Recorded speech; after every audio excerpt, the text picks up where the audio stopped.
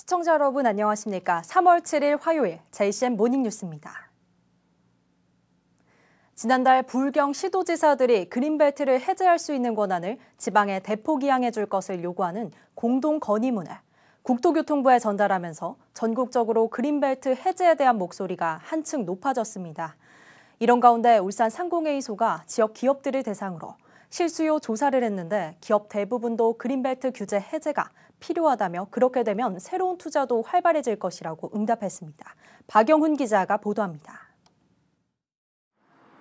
울산 상공회의소가 울산 지역 기업을 대상으로 개발제한구역에 대한 실수요를 조사했습니다. 먼저 개발제한구역 내 경제활동에 대한 인식에 대해 물었습니다. 환경을 해치지 않는 범위에서 자유롭게 경제활동 수행이 필요하다는 응답이 75%로 가장 높았습니다. 이어 환경에 조금 영향이 있더라도 자유롭게 경제활동을 수행해야 한다는 응답이 16%로 울산 지역 기업의 91%가 개발제한구역 내에서 개발 계획이 필요한 걸로 나타났습니다. 개발제한구역과 신규 투자의 상관 유무를 묻는 질문에는 개발제한구역이 해제된다면 추가 투자 요인이 있을 것이라는 응답이 40.5%로 가장 많았습니다. 개발제한구역이 해제돼야만 신규 투자 진행이 가능하다는 응답이 35.7%로 뒤를 이어 울산 지역 기업의 약 76%가 개발제한구역 해제와 관련된 신규 투자 계획을 가지고 있는 걸로 나타났습니다. 부지의 활용 계획에 대한 질문에는 공장 신증설이 68.4%로 가장 높은 응답을 보였고 신규 투자를 계획 중인 기업 중에선 3년 내 투자를 계획하고 있는 기업이 58.6%로 가장 많았습니다. 조사를 시행한 울산상인은 울산이 대도시로 성장한 만큼 개발제한구역 지정 당시 제도를 현 시점에 적용하는 것은 시의적절하지 않다고 밝혔습니다. 울산의 개발제한구역은 타도시와 달리 도시 중심부를 관통하고 있어 제도 개선이 시급한 상황입니다. 이에 울산상의에서는 지속적인 모니터링과 기업들의 의견을 수렴하여 실질적인 해결 방안을 정부 부처에 건의할 예정입니다. 한편 울산시를 포함한 부울경은 향후 대통령실과 국회 등을 직접 방문해 개발제한구역 해제를 적극적으로 건의해 나갈 계획입니다.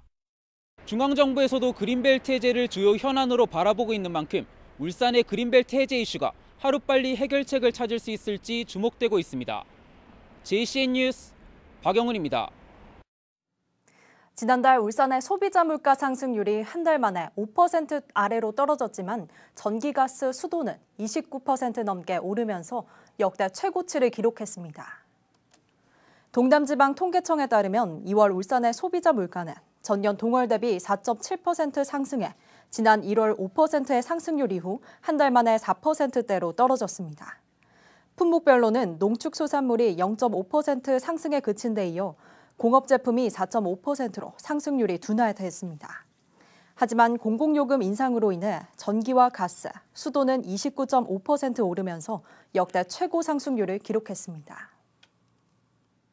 지난해 울산의 창업기업은 131만 7,500여 개로 1년 전보다 10만여 개 감소한 것으로 나타났습니다.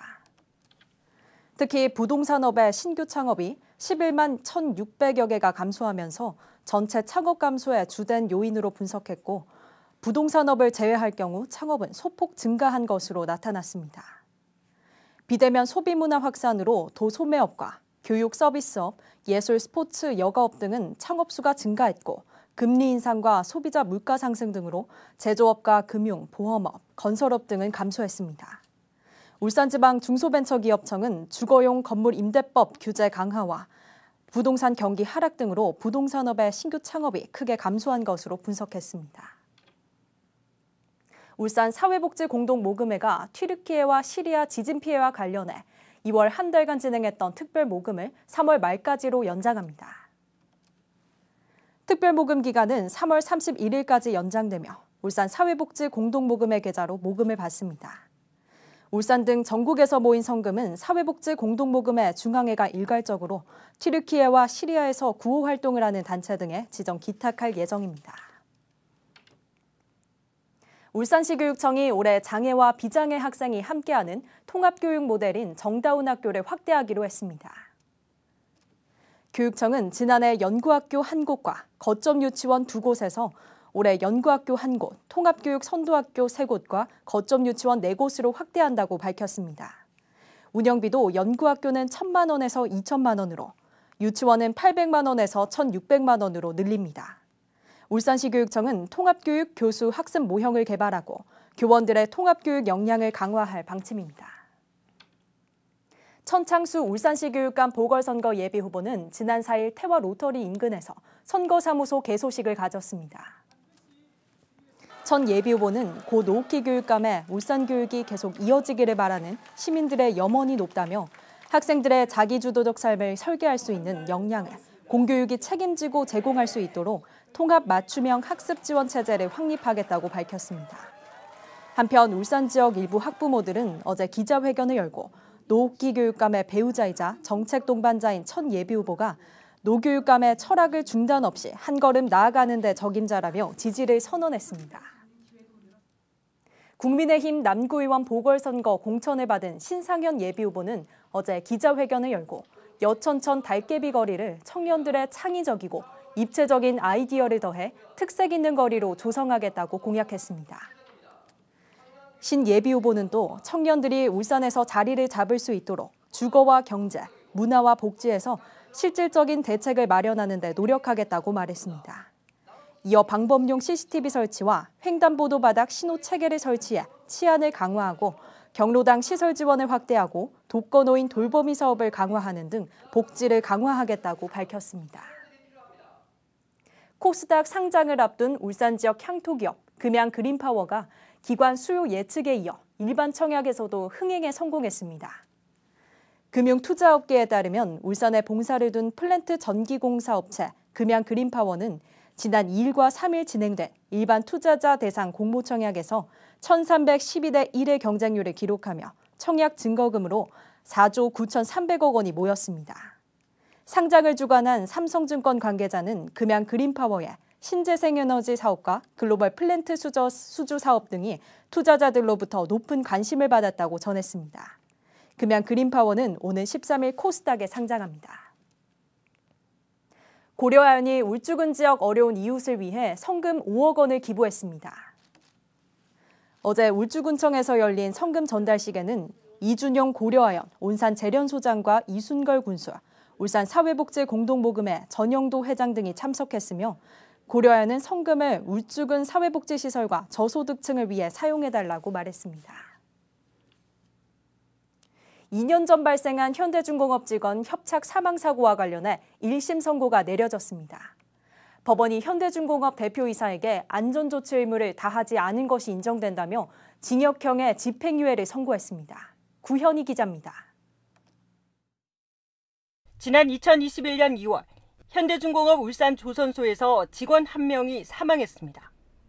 선박 외판을 고정하는 작업을 하던 중 추락한 외판에 협착돼 숨진 겁니다.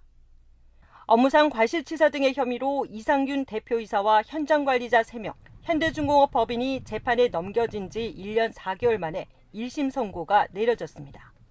법원은 해당 사고가 제대로 된 안전조치 없이 무리한 작업 지시와 지휘 감독을 소홀히 한 인재로 봤습니다. 이에 이상균 현대중공업 대표이사에게 징역 6개월에 집행유예 1년을 선고하고 생산안전관리자 3명에게는 각각 벌금 500만 원에서 800만 원을, 법인인 현대중공업에는 벌금 2천만 원을 선고했습니다. 현장 책임자들보다 대표이사에게 더 무거운 형을 내린 겁니다. 재판부는 예상 가능한 중대재해를 막기 위한 적절한 안전조치를 하지 않았다며 모두 유죄로 인정하면서도 유족과 합의하고 사고 이후 대책을 수립하는 등 재발 방지를 위해 노력한 점 등을 고려해 형을 정했다고 밝혔습니다. 이번 판결은 이보다 앞서 기소된 현대중공업의 다른 중대재해 사고 재판에도 영향을 줄 것으로 보입니다. 해당 사건 역시 산재로 인한 사망 사고에 재판부 역시 같기 때문입니다. 앞서 검찰은 지난 2019년 9월부터 2020년 5월까지 9개월 동안 노동자 5명이 숨진 사고와 관련해 현대중공업 대표이사 등 전현직 임직원과 하청업체 대표, 현대중공업 법인 등 16명을 재판에 넘겼습니다. 기소된 지 1년 9개월이 되도록 1심 선고가 나지 않고 있는 가운데 이번 판결이 가늠자가 될 거란 조심스러운 관측이 나옵니다. JCN 뉴스 구현입니다. 경칩인 어제 울산도 포근한 봄 기운이 이어지면서 봄꽃 소식도 이어지고 있습니다. 국립수목원에 따르면 울산 지역도 이미 각종 매화와 산수유가 꽃망울을 터뜨렸으며 개나리는 3월 23일, 진달래는 3월 28일 개화하고 벚꽃은 다음 달 4일 만개할 것으로 예상됩니다. 올해는 코로나19로 중단됐던 궁궐항 벚꽃 한마당 행사 등 다양한 행사도 줄줄이 개막할 예정으로 울산 지역의 봄도 화려하게 찾아올 것으로 보입니다. 울산시와 시교육청이 봄 신학기를 맞아 일선학교와 유치원의 안전한 급식 환경 조성을 위해 식중독 예방 합동점검을 벌입니다. 울산시와 5개국은 시교육청과 소비자식품위생감시원은 합동점검반을 구성해 학교와 유치원 급식소, 식재료 공급업체와 학교 납품도시락 제조업체 등 255곳을 대상으로 위생점검에 나섭니다. 주요 점검 내용은 유통기한 경과 제품을 사용하거나 보관하는 행위와 지하수 소독장치 정상 작동 여부 등이며 식중독 발생이 우려되는 조리도구와 식품은 수거해서 식중독균 오염 여부를 확인할 방침입니다. 중구청이 어제부터 8일까지 사흘 동안 신변종 청소년 유해업소 합동 점검과 단속에 나섭니다. 중구청은 울산경찰청과 중부경찰서와 합동으로 룸카페 등 청소년 출입 고용 금지 위반 여부와 밀실 밀폐 공간 제공 여부 등을 중점적으로 24개 업소를 대상으로 점검할 예정입니다. 위반 업소에 대해서는 청소년 보호법에 따라 시정 명령을 내리고 이를 이행하지 않을 경우 1차엔 100만 원, 2차엔 300만 원의 과태료를 부과할 방침입니다. 명승으로 지정된 울주 반구천 일원 내에 탐방시설을 설치하는 사업이 문화재청 문화재위원회에서 조건부 가결됐습니다. 문화재위원회는 최근 천연기념물 분과위원회를 열고 울주 반구천 일원에 반고서원 유허비 진입 탐방시설 설치 신청안을 진검석 규모를 최소화하는 조건으로 가결시켰습니다. 이 사업은 징검다리와 침묵계단, 야자매트와 진입 차단시설 등을 설치하는 사업으로 1차 신청안은 부결됐지만 징검다리 구조와 징검석 재료, 크기를 변경한 2차 신청안은 가결됐습니다. 문화재위원회는 문화재 훼손과 경관에 미치는 영향이 1차 신청안에 비해 상당히 저감된 것으로 판단된다고 밝혔습니다. 유니스트 바이오메디컬 공학과 박태은 교수팀이 비만 조직의 생리와 병리학적 특징을 모사하는 지방조직 생체 모사칩을 개발하는 데 성공했습니다. 박 교수팀은 세포의 기질로 이루어진 하이드로젤을 만들었으며 이 하이드로젤은 정상과 비만 지방 조직만의 특수한 미세 환경을 정확하게 모사할 수 있습니다. 박태은 교수는 생체 모사칩을 활용해 지방과 관련된 다양한 질병 기전을 규명하거나 비만 치료제 개발 등에 이용될 것으로 기대했습니다. 울산시 교육청이 지난해 공동구매 제도를 통해 정보화 기기를 계약해 49억 8천만 원의 예산을 절약했습니다. 울산시 교육청은 학교와 기관에 컴퓨터와 모니터 등 8천여 대를 공동구매해 19억 3천만 원을 절감했고 학생용 스마트 기기 공동구매로 30억 5천만 원을 추가로 아끼는 성과를 거뒀습니다. 울산시 교육청은 공동구매 제도가 예산 절감과 함께 학교와 기관에서 구매 절차를 생략할 수 있어 업무 경감에 효과가 있는 것으로 나타났다며 공동구매 제도를 확대할 계획입니다. 울산시가 쥐야간 보호시설 내에서 노인학대 방지 등 입소자들의 안전을 위해 관찰카메라 설치비를 지원합니다. 지원 대상은 울산 지역 쥐야간 보호시설 116곳 가운데 자율적으로 설치한 63곳과 폐업 예정인 3곳을 제외한 50곳이며 입소자들이 주로 머무는 생활실과 프로그램실, 물리치료실 등에 관찰카메라가 설치됩니다. 울산시는 관찰카메라가 설치되면 분쟁의 소지를 줄여주는 정책적 효과가 발생해 시설 이용자뿐만 아니라 종사자들에게도 도움이 될 것으로 기대하고 있습니다. JCM 모닝뉴스를 마칩니다. 함께해 주신 여러분 고맙습니다.